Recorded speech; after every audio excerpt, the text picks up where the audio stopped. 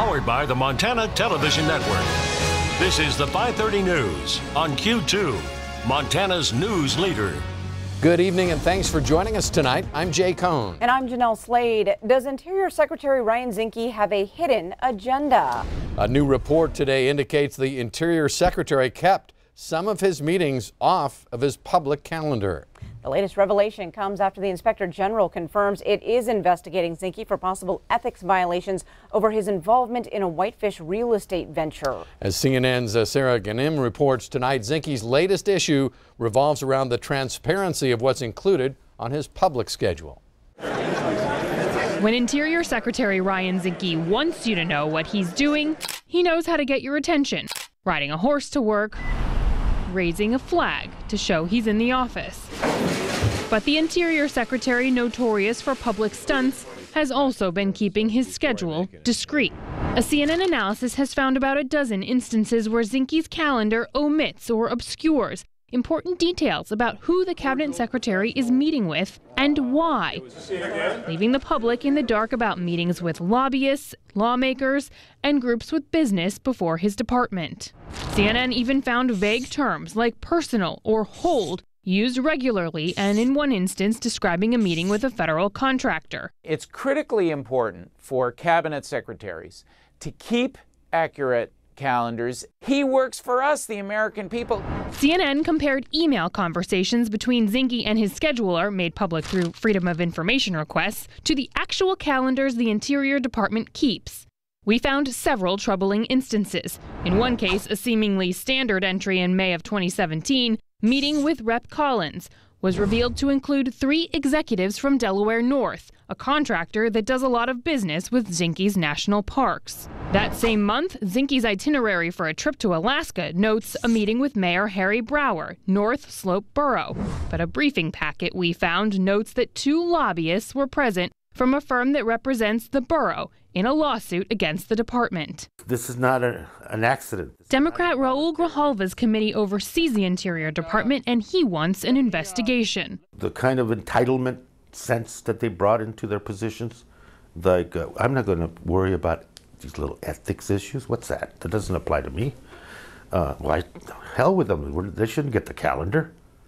And I can meet whoever I want, and nobody needs to know about it. Particularly given Secretary Zinke's checkered history on ethics, the many allegations that have surfaced about him.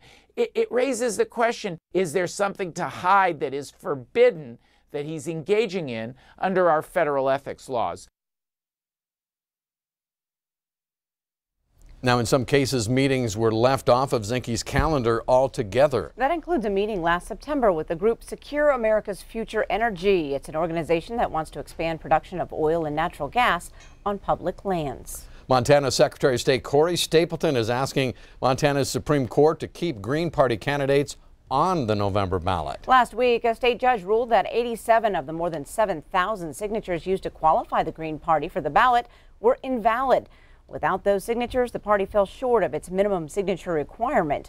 That ruling means the names of 5 candidates, including both a U.S. Senate and U.S. House candidate, will be removed from the ballot. The original complaint over the validity of the signatures was filed by the Montana Democratic Party, along with several activists and office holders. The Supreme Court Clerk's Office says the court will likely consider this appeal quickly because it is time sensitive.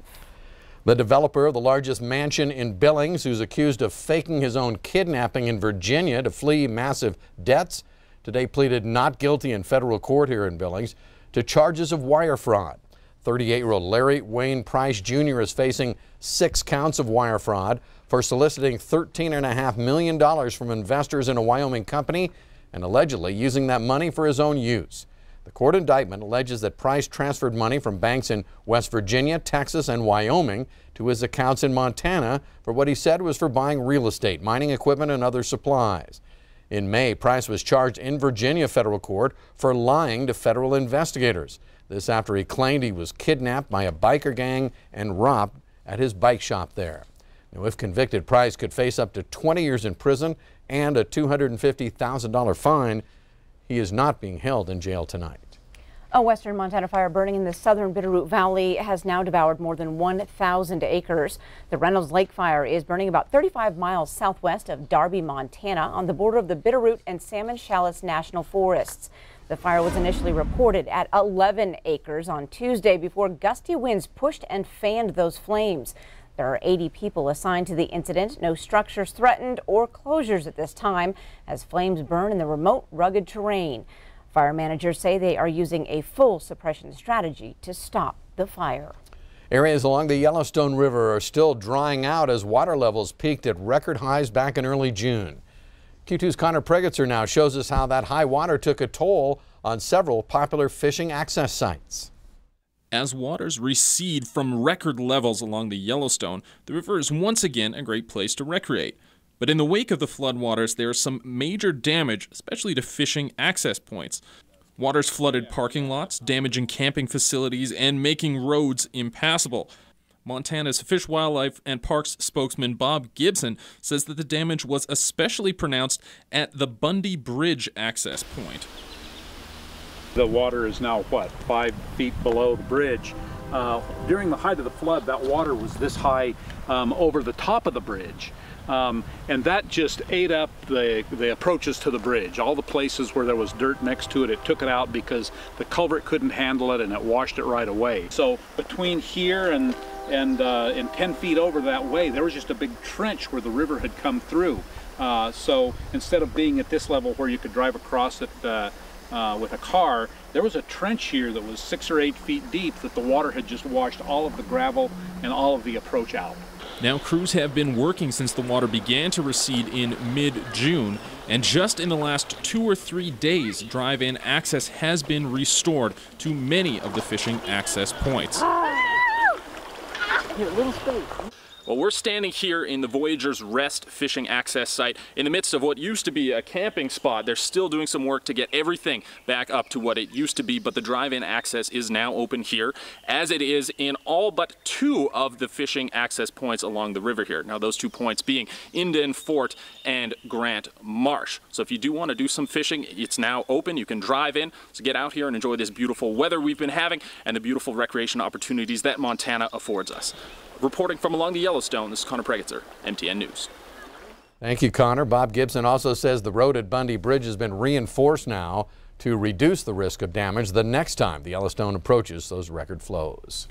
Victims of sexual assault, domestic violence, and human trafficking now have an extra hand to help them succeed when they escape their trauma and abuse. The Billings YWCA's new Gateway Vista housing project officially opened today with a ribbon-cutting ceremony. 24 affordable apartments now open for low-income families and individuals. Victims of abuse will be given preference along with YWCA Gateway Shelter residents. Child care is also available as the apartments are adjacent to the YWCA campus. In addition, those living there will have access to legal and financial counseling, job placement, education, and mental health services. Today's the culmination of the building aspect of our Gateway Vista apartment project, but it's just the beginning of our real work, which is to not only provide a home for women and children who are victims of violence and poverty, but to also get them on the path to creating a better life in the future. And we also want to let you know the community can lend a hand here if you'd like to help out the YWCA Adopt a Home program. Well, they allow donors to help provide furniture or financial support with utilities. Head to this story at ktvq.com for that detailed information. Still to come on tonight's 5:30 News, these osprey chicks can just barely fly, but they're helping biologists learn all about what's in Montana's waterways. Find out how. And in sports, what it's like to be an alternate for Montana's Shrine Game, then suddenly find out you're on the roster. Scott hears from those players. And coming up in weather, that same storm that brought us heavy rain the last couple of days in Montana is producing tornadoes in parts of Iowa, while back here in Montana today, our weather pattern is a little on the quiet side. We'll talk about it coming up in just a few more minutes. You're watching MTN News with Jay Cohn and Jeanelle Slade. Storm Tracker weather with Bob McGuire and sports with Scott Green. This is the 5:30 News on Q2, Montana's news leader.